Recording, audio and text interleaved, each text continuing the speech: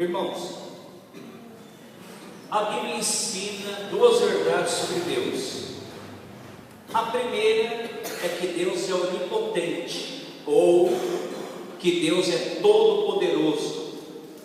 A palavra de Deus diz em Lucas 1,37 que para Deus não há nada impossível. Então a Bíblia ensina que Deus é todo-poderoso. E não somente isso, a Bíblia também ensina que Deus é todo-amoroso. Porque a Bíblia não diz que Deus tem amor, ou que Deus sente amor, mas a Bíblia diz que Deus é amor. Então Deus é a fonte de todo bem, de toda bondade, de todo amor que existe no universo. Deus é a fonte. Então nós podemos falar que Deus é todo-poderoso e todo-amoroso, ou onipotente e também onibenevolente. Deus não é apenas poderoso, mas também é totalmente amoroso. Mas para muita gente essa ideia confunde sua cabeça. Essa ideia de que Deus é ao mesmo tempo todo-poderoso e todo-amoroso, para muitas pessoas não se encaixa. É uma ideia que traz um dilema para elas. Por quê? Se Deus é todo-poderoso, por que acontece tanta coisa ruim no mundo? Se Deus tem poder para evitar. Então algumas pessoas questionam, olham para o mal que existe no mundo, para o mal que acontece com as pessoas e pensam, mas Deus tem poder para evitar. Então se Ele não evitou, então alguns entendem que Deus não tem poder.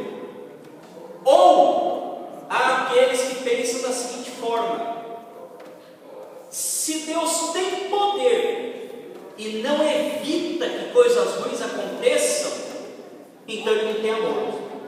Então Ele não é todo amoroso, Ele não é todo bondoso. Então algumas pessoas até vão um passo além e rejeitam Deus, pegando uma dessas duas ideias. Não posso adorar um Deus que não tem poder de vencer o mal. Ou ainda dizem, não posso adorar um Deus que tem poder de evitar o mal e não faz nada, porque para mim esse Deus não é amor, dizem essas pessoas. Então vejam que é justamente o fato de que há tanta maldade no mundo leva algumas pessoas a verem um dilema nessas verdades que a Bíblia ensina, que Deus é todo poderoso e Ele é todo amoroso. E realmente tem muita maldade no mundo, muita maldade e muita crueldade, que as pessoas questionam a postura de Deus diante desse mal. Por exemplo, quando nós pensamos na Idade Média, os irmãos já devem ter ouvido falar da Santa Inquisição. Foi um momento em que a igreja, usando o nome de Deus, praticou diversos crimes, diversos males, perseguiu muita gente, torturou muita gente, matou muita gente, e até hoje muita gente tem preconceito contra a fé por causa desses crimes que a igreja cometeu no passado. E aí tem gente que pergunta, onde é que estava Deus quando a igreja estava fazendo esses crimes? Por que Deus não impediu? Por que Deus não fez nada? Por que Ele não fez que fogo descesse do céu e consumisse aquela gente cruel que fez tanta coisa ruim? Outro exemplo, os irmãos já devem ter ouvido falar da Primeira Guerra Mundial. Foi considerada a primeira grande guerra. Foi a guerra que acabou com a ilusão do mundo que estava vivendo, a chamada Belle Époque, a bela época, onde as pessoas estavam otimistas com o progresso da ciência, o progresso da tecnologia, o progresso dos países. Mas chega um momento em que o mundo se envolve em uma guerra selvagem entre as nações e milhões de pessoas morrem. uma guerra que nunca tinha havido parecida antes. E o estopim da Primeira Guerra Mundial foi o assassinato do arquiduque da Áustria, o Franz Ferdinand. Foi a gota d'água que deu início à Primeira Guerra Mundial. Aí nós vamos perguntar, por que Deus não impediu esse assassinato? Deus tinha condições de evitar que esse assassino causasse o evento que derramou o sangue de milhões de pessoas. E aí as pessoas veem um dilema: será que Deus não tem poder? Ou será que Deus não tem amor para permitir que isso aconteça? Indo um pouco mais para frente, a Primeira Guerra Mundial foi simplesmente o primeiro de vários massacres e genocídios que aconteceram no século passado e ainda acontecem hoje. Nós podemos falar da Armênia, nós podemos falar do Holocausto judaico na Segunda Guerra Mundial, nós podemos falar das guerras civis na África, onde gente é morta e decepada a golpe de facão. Nós temos a situação da Síria hoje, e algumas pessoas veem o mal que tem no mundo e tropeçam na sua fé perguntando: onde está Deus? Ou esse Deus não tem poder, ou esse Deus não tem amor. Podemos perguntar por que Deus não impediu o 11 de setembro? Por que Deus não entrou em ação e mandou um raio para fulminar aqueles terroristas antes de eles sequestrarem aqueles aviões? Por que tem gente boa que morre antes de tanta gente ruim? Porque quando falamos de coisas ruins que acontecem no mundo, não são apenas coisas ruins que acontecem no mundo, mas são coisas ruins que acontecem com gente boa. E aí as pessoas tropeçam na sua fé perguntando: onde está Deus? Ou será que esse Deus não tem poder, ou ele não tem amor? Quando nós lemos a palavra de Deus lá no livro de Atos, nós vemos que o rei Herodes morreu comido de bicho. Deus fulminou o rei Herodes. E nós podemos questionar: por que Deus não fez isso alguns dias antes de Herodes matar Tiago menor? Por que Deus não impediu a morte de um apóstolo? Será que Deus não tem poder? Ou será que Deus não tem amor? Na Segunda Guerra Mundial, a Alemanha cristã apoiou Hitler. Mas teve uma parte da igreja que agiu de forma profética e diz: vocês estão sendo seduzidos, estão sendo enganados em apoiar esse maluco, esse ditador, esse lunático. Esses irmãos chamavam-se de igreja confessante. Eles não cederam à sedução do poder, à sedução do Estado, e permaneceram firmes nas suas convicções. Boa parte deles foram presos, inclusive um dos maiores teólogos do século passado, chamado Dietrich Bonhoeffer, um homem tão profundo que eu levei 6 meses para ler um livro dele, de tamanha profundidade do homem. E olha que ele escreveu pouco, porque ele morreu jovem. A obra mais famosa dele é Discipulado. É um livro magnífico, numa profundidade tremenda. Mas porque ele lutou contra Hitler, ele foi preso. Foi preso e foi enforcado 3 dias antes do fim da Segunda Guerra Mundial. E aí nós podemos perguntar: por que é que Deus não evitou essa perda para a igreja, essa perda para a teologia? Por que Deus não evitou esse desperdício? Castro Alves, ele chegou a questionar, olhando o horror da escravidão, e escreveu o seguinte poema, chamado Navio Negreiro, onde ele pergunta: ó Senhor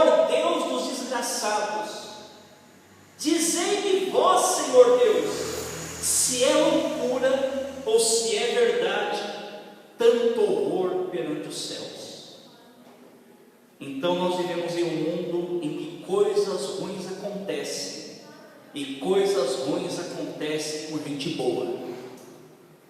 E diante desse fato, algumas pessoas tropeçam e não conseguem crer que Deus seja poderoso, ou melhor, todo-poderoso e todo-amoroso.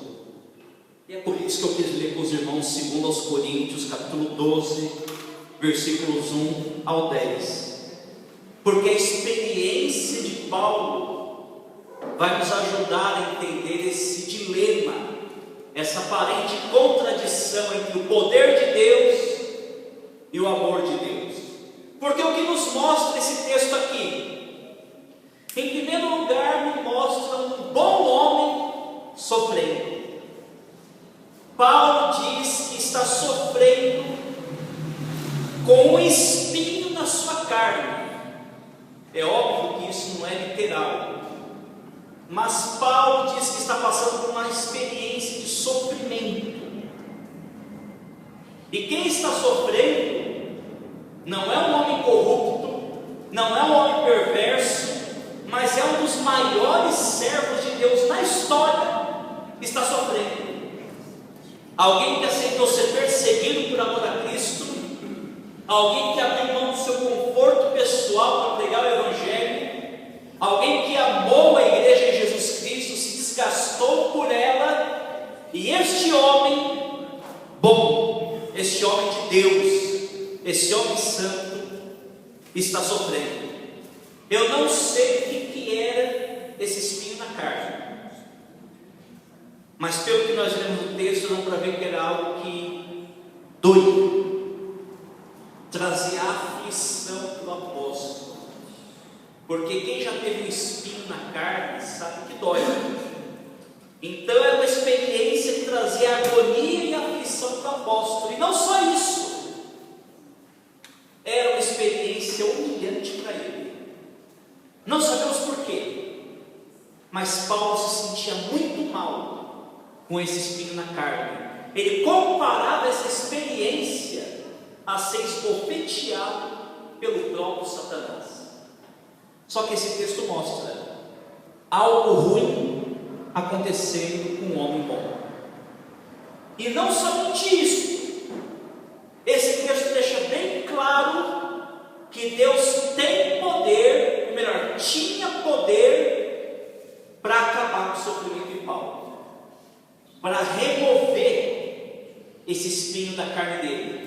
Como é que temos certeza disso? Porque Paulo ora, tendo certeza que Deus é poderoso, da mesma forma que nós oramos também, tendo certeza que Deus é poderoso, tendo certeza que aquilo que eu não consigo resolver, porque Paulo não conseguia arrancar seu espinho, mas aquilo que nós não podemos resolver, porque não temos poder, Deus é todo poderoso, então Ele pode resolver. Então Paulo não questiona o poder de Deus, e 3 vezes ele ora.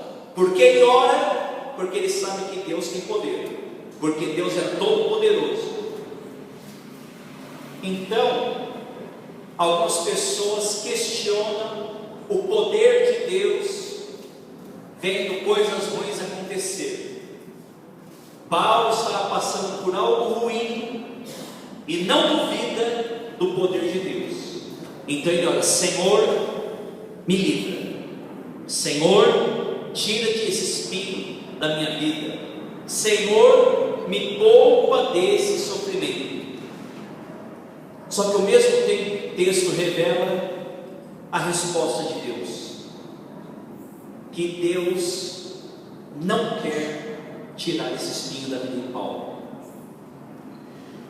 3 vezes Paulo pede a Deus para que ele seja livre desse espinho, e a resposta de Deus é não.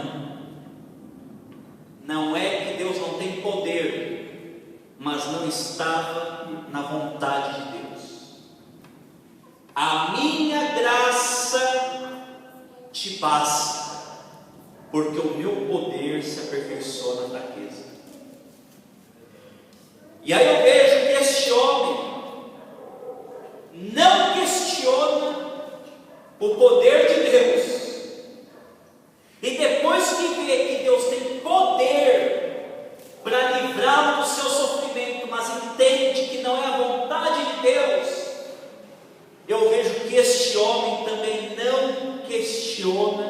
o amor de Deus. Sabe por quê, irmãos? Sabe qual é o elo que explica esse falso dilema entre o amor de Deus e o poder de Deus? É a sabedoria de Deus. Porque Deus não é apenas todo poderoso e todo amoroso, mas Deus é todo sábio. Então, quando Paulo ouve o não de Deus, Paulo não murmura, Paulo não blasfema, mas ele continua confiando e servindo a Deus com alegria. De boa vontade, pois, me gloriarei nas minhas fraquezas, para que em mim habite o poder de Cristo. Pelo que sinto prazer nas fraquezas, nas injúrias, nas necessidades, nas perseguições, nas angústias por amor de Cristo, porque quando estou fraco, então sou forte. O que Paulo consegue enxergar na resposta de Deus? Primeiro, Paulo entende que o sofrimento dele não era sem propósito, porque Deus tem poder para acabar com o sofrimento. Deus também tem amor, porque Ele não gosta de ver um ser humano aflito, mas na sua sabedoria, Deus usa o sofrimento, Deus usa a aflição, Deus usa coisas ruins para produzir coisas boas. Então Paulo percebe que não é uma vítima do acaso, não é uma vítima do destino, mas Deus tem um propósito naquilo que ele está passando. Primeiro, esse espinho na carne era uma proteção do apóstolo, era um meio de proteger Paulo da soberba. Paulo discerne que Deus permite que ele passe por esse processo para que não entre a soberba espiritual no coração dele. Ele escreve para que eu não me glorie, eu não me exalte pela excelência das revelações, pela excelência da intimidade que eu tenho com Deus, eu tenho espinho na carne. Existem, irmãos, situações que Deus permite para nos limitar, para nos frear, para impedir que nós venhamos a nos corromper. E Deus não quer nos perder. E Paulo entende que ele estava sendo protegido por Deus através daquela aflição. Além disso, Paulo entende que o sofrimento que ele passou era um meio de aperfeiçoamento espiritual para ele. Porque qual é o pedido de Paulo? Senhor, tira de mim esse espinho. Qual é a resposta de Deus? Minha graça te basta. Então veja que aquele momento ruim, aquele momento difícil, também era o momento de Paulo receber mais da graça de Deus. Porque Deus é capaz, irmãos, de usar as circunstâncias ruins da vida para nos moldar, para nos lapidar, para nos dar mais graça. Então o apóstolo entende que o não de Deus vem acompanhado de graça. E não somente Paulo estava sendo aperfeiçoado como pessoa, mas também o ministério de Paulo era aperfeiçoado, porque ele diz que ele sente boa vontade na sua fraqueza, para que o poder de Cristo habite nele, porque uma pessoa cheia de graça e cheia de poder, com certeza ela vai ser mais útil aos outros. Por que Deus permite, irmãos, certas provações, certas limitações? Porque justamente elas nos levam a ser mais próximos de Deus e a sermos mais úteis aos outros. E Paulo enxerga aqui que esse espinho não era simplesmente um espinho, mas é uma oportunidade. Deus tem o poder de transformar o mal em oportunidade para o bem. Paulo vê naquele espinho uma porta aonde Deus traria muito mais graça do que se assim não tivesse acontecido. Eu já contei aos irmãos o testemunho do missionário Adoniran Judson, que o sonho dele era pregar a palavra de Deus em Israel. Era o sonho da vida dele. E ele vai fazer um trabalho missionário na Birmânia e é preso. E passa muitos anos preso. Perde sua juventude, perde a sua saúde e questiona a Deus: Senhor, por que o Senhor está permitindo que eu perca meus anos nessa cadeia, quando eu podia estar pregando a tua palavra em Israel? Senhor, por que o Senhor permite que eu fique aqui preso e não consiga realizar o sonho da minha vida, que é ganhar os judeus para o Evangelho? O tempo passa e esse homem é solto. Ele não tem mais condições de fazer obra missionária e volta para o seu país. Lá ele é recebido com honras, e quando ele volta para a sua igreja, ele fica sabendo que muitos jovens, ao ler o testemunho dele, colocam no seu coração o propósito de evangelizar Israel. Então veja como Deus usou o sofrimento deste homem para promover um bem muito maior do que ele imaginava. Irmãos, o nosso problema é que nós nos achamos mais sábios do que Deus. Nós achamos que o verdadeiro bem, a coisa certa, é quando é feita do nosso modo, mas Deus sabe trabalhar e consegue das coisas ruins gerar um bem maior. É por isso que Paulo ouve o não de Deus e enxerga a graça. Paulo não questiona o poder de Deus, e Paulo não questiona o amor de Deus, porque ele entende que o não de Deus é acompanhado de graça. Então Paulo continua confiando nele com alegria.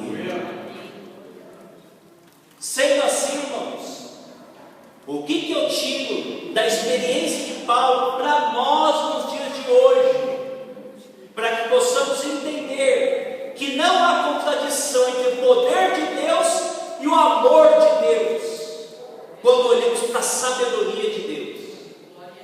Primeiro eu posso ver, irmãos, realmente tem coisa ruim acontecendo no mundo, inclusive coisa ruim acontecendo com gente boa, mas Deus não está de braços cruzados em relação ao mal. E qual é a resposta de Deus para todos esses questionamentos que eu fiz? Qual é a resposta de Deus para toda a maldade que há no mundo? Qual é a resposta de Deus para todo o sofrimento que você e eu passamos? A resposta de Deus é graça. A resposta de Deus para o mal é graça. E a maior revelação da graça de Deus é a cruz de Jesus Cristo. Irmãos, quando nós lemos no livro de Gênesis a queda da humanidade, Deus vê um problema na criação. O homem se corrompeu, o universo se corrompeu, e a resposta de Deus é graça. Da semente da mulher eu levantarei o descendente que vai esmagar a cabeça da serpente. Deus resolve o problema do mundo com graça. E aí, quando eu vou para o Novo Testamento, eu vejo o cumprimento disso lá em João 3,16. Porque Deus amou o mundo de tal maneira que deu o seu Filho unigênito, para todo aquele que nele crê não pereça, mas tenha a vida eterna. Deus não fica de braços cruzados em relação ao sofrimento do mas a resposta de Deus ao sofrimento do mundo é a cruz, é graça. O que o homem precisa é de graça, é da graça dele. E além disso, você sofre.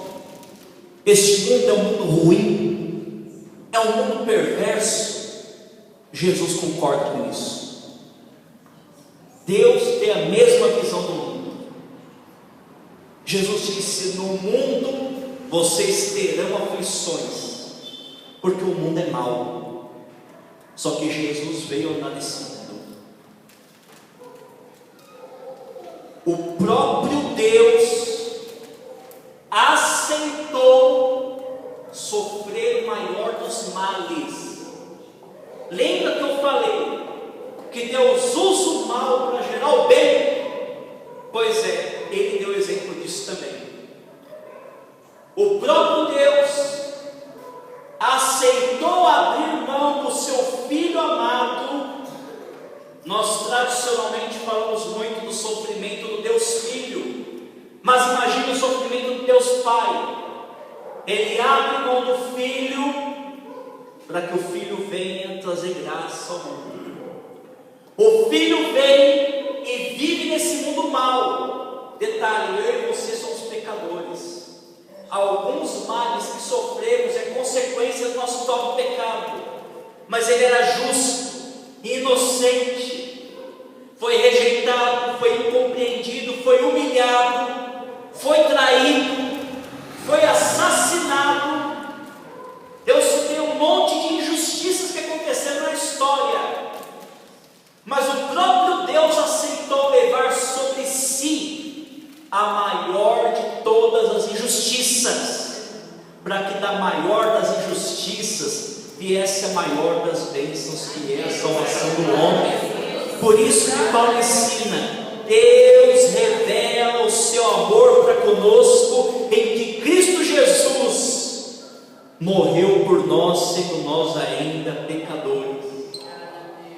Deus entrou nesse mundo, Deus Filho se encarnou, sofreu o maior dos males para trazer graça, para trazer o maior dos bens aos homens. E além disso, a cruz de Cristo condena esse mundo. Como eu já ensinei aos irmãos, o maior desejo do inimigo era impedir que o Senhor Jesus Cristo fosse até a cruz do Calvário e contemplasse a sua obra. Por quê? Quando Jesus Cristo morreu, trazendo a graça aos homens, trazendo o maior bem para os homens, ali esse mundo foi condenado. Porque ali é dada a certeza que este mundo vai passar, mas aqueles que fazem a vontade de Deus, aqueles que estão em Jesus Cristo, permanecem para sempre, fazendo aquilo que o apóstolo Pedro diz: nós, segundo a sua promessa, aguardamos novos céus e nova terra, onde habita a justiça. Deus não está de braços cruzados com o mal que acontece no mundo, mas Deus dispensa graça, enquanto não chega o tempo deste mundo ser condenado. Porque, irmãos, o pessoal pergunta: onde é que está Deus nos massacres da Síria? Onde é que está Deus no meio dos grandes crimes? Ou Deus não tem poder, ou Deus não tem amor. Pelo contrário, a paciência divina é para que mais gente tenha tempo de receber graça, porque é disso que as pessoas precisam, de graça, de graça, graça para receber a salvação de Deus em sua vida, e graça para viver cheio de poder nesse mundo mau, aguardando o novo céu e a nova terra, aonde habita a justiça.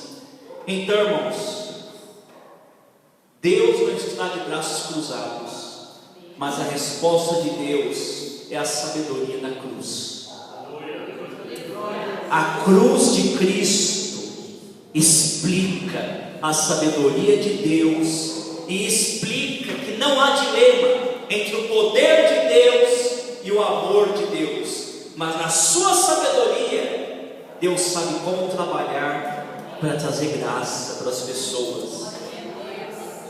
Agora, irmãos, o nosso problema é que nós queremos um Deus mágico, nós não queremos um Deus sábio. Nós queremos um Deus que arranque todos os espinhos. Nós não aceitamos um Deus que pode ter propósito nos espinhos. Então as pessoas tropeçam porque rejeitam o Deus sábio, preferindo um Deus mágico, um Deus Papai Noel, um Deus que faça todos os seus desejos, um Deus que satisfaça todas as suas vontades. E esse não é o Deus da Bíblia. Esse é Jim Carrey tentando brincar de Deus.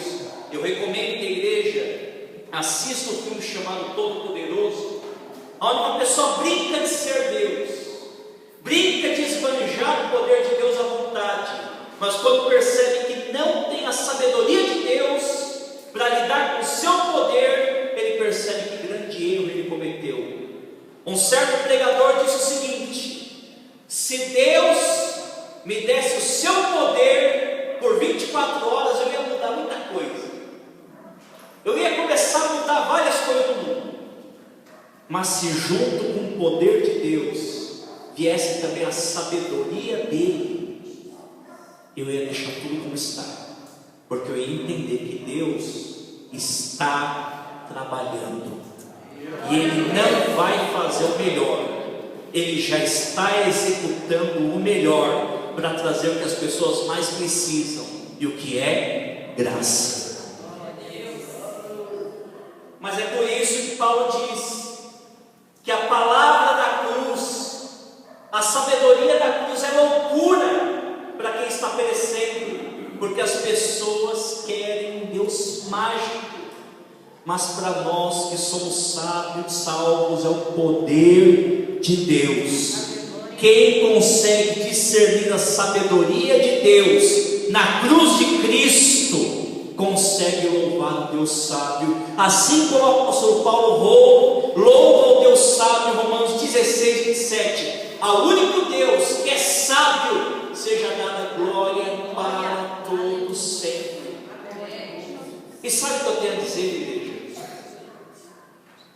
Tem tanta gente que já perdeu tanto na vida, que já sofreu tanto na vida,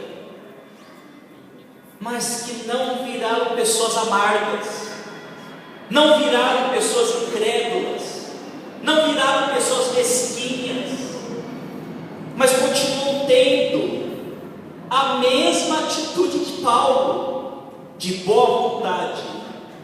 Eu me glorio na minha fraqueza, de boa vontade continuo crendo, de boa vontade continuo confiando, de boa vontade continuo dizendo que Deus é todo poderoso, que Ele é todo amoroso e também que Ele é sábio.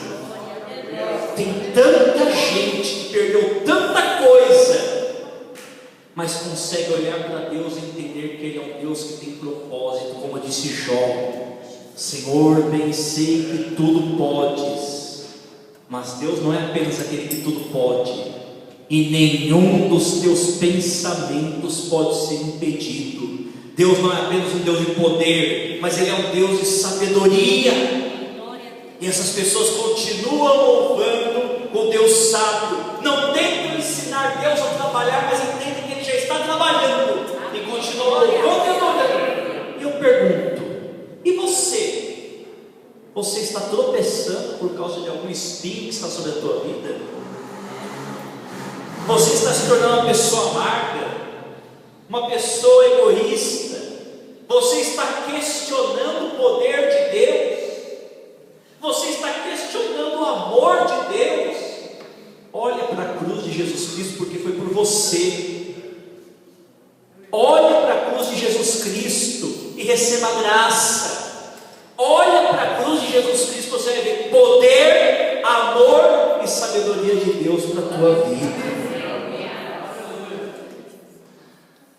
E eu termino dizendo o seguinte: coisas ruins acontecem, mas Deus está lidando com o mal. Mas Deus lida com o mal não a partir da minha sabedoria, mas a partir da sabedoria da cruz. Então, na cruz de Cristo eu consigo ver unido o poder de Deus, o total amor de Deus e a sua total sabedoria. As pessoas questionam Deus, quando na verdade elas deveriam questionar a si mesmas, porque Deus não criou esse mundo terrível que nós vivemos hoje. Por isso que o profeta Jeremias ensina: de que se queixa, pois, o homem vivente? Queixe-se cada um dos seus próprios pecados. Não coloque Deus contra a parede, mas enxerga a graça de Deus que é abundante na tua vida. Então louve, adore, continue crendo. Não tem problema com os espinhos. Não é agora que seremos livres deles, mas é no novo céu e na nova terra, onde habita a justiça, aonde vamos louvar para sempre esse Deus que não é apenas todo poderoso e todo amoroso, mas graças a Deus Ele tem sabedoria para cuidar de nós. Vila Pátria, que Deus abençoe os irmãos grandemente. Eu quero saber se alguém tem alguma pergunta a ser feita essa noite. Se não há, eu agradeço a oportunidade e quero convidar